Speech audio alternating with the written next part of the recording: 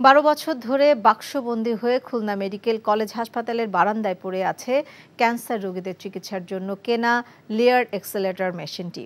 10 কোটি টাকা দামের এই মেশিনটি স্থাপন আর অবকাঠামো নির্মাণের জন্য আরও 7 কোটি টাকা বরাদ্দ হলেও সেই টাকার কোনো হদিস নেই।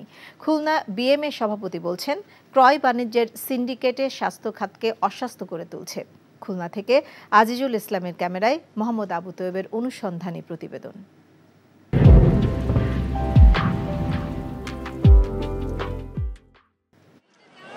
2015 সালে তৎকালীন স্বাস্থ্যমন্ত্রী খুলনা মেডিকেল কলেজ হাসপাতালে অনকোলজি বিভাগের ভিত্তিপ্রস্তর উদ্বোধন করেন।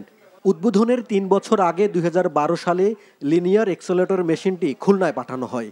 অথচ এই মেশিনের জন্য খুলনা মেডিকেল কলেজ হাসপাতালের কোনো চাহিদা কিংবা অবকাঠামো ছিল না। ফলে মন্ত্রণালয়ের নির্দেশে মেশিনটি খুলনা মেডিকেল কলেজ হাসপাতালে পাঠানো হয়। খুলনা মেডিকেলও মেশিনটি গ্রহণ করেনি।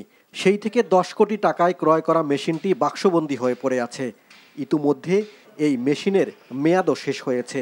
এইটা যদি তদন্ত করেন তাহলে আসলে সব বাইরে হবে যে এই মেশিন খুলনায় কিভাবে আসলো, যেখানে খুলনায় কোনো অবকাঠামো নাই, খুলনা মেডিকেলের কোনো চাহিদাপত্র ছিল না ভারী মেশিনের, যেখানে মন্ত্রণালয় এই ধরনের কোনো ইয়েও হয় নাই, প্রসিডিওরও হয় নাই। তাহলে মন্ত্রণালয় এক চিঠিতে এই মেশিনকে, মহাখালী ক্যান্সার হাসপাতালের মেশিনকে কেন খুলনায় পাঠাইলো? এটার তো কোনো তদন্ত হয় না। তদন্ত হয় ডাক্তার কি করে, ডাক্তার এই মেশিনটা কি করতেছে, ডাক্তার কেন এই মেশিনটা ব্যবহার করতে পারতেছে না, সব ডাক্তারের দোষ। নতুন একটা বিল্ডিং হচ্ছে কেমোথেরাপিতে, পরবর্তীকালে যদি বিল্ডিংটা কমপ্লিট হওয়ার পরে যদি সুযোগ থাকে সেখানে এরকম লিনিয়ার অ্যাক্সেলেটর ইনস্টল করার মতো ফ্যাসিলিটি থাকবে, তখন হয়তো চিন্তা করা যেতে পারে। ক্রয় বাণিজ্যের সিন্ডিকেট স্বাস্থ্য ব্যবস্থাকে অসুস্থ করে তুলছে বলে অভিযোগ করেন জেলা বিএমএ সভাপতি।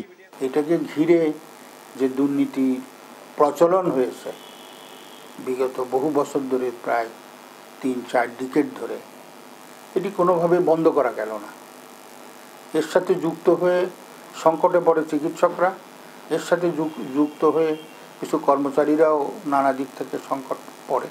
কিন্তু এই সিন্ডিকেটের পিছনে যে রাজনৈতিক রাঘব বোয়ালরা আছে তারা সবসময় ধরাছোঁয়ার বাইরে চলে যায়। অপরদিকে শুভেচ্ছা উপহার হিসেবে পাওয়া এই লাইফ সাপোর্ট অ্যাম্বুলেন্সটি আজও চালু করা যায়নি। NTV news desk.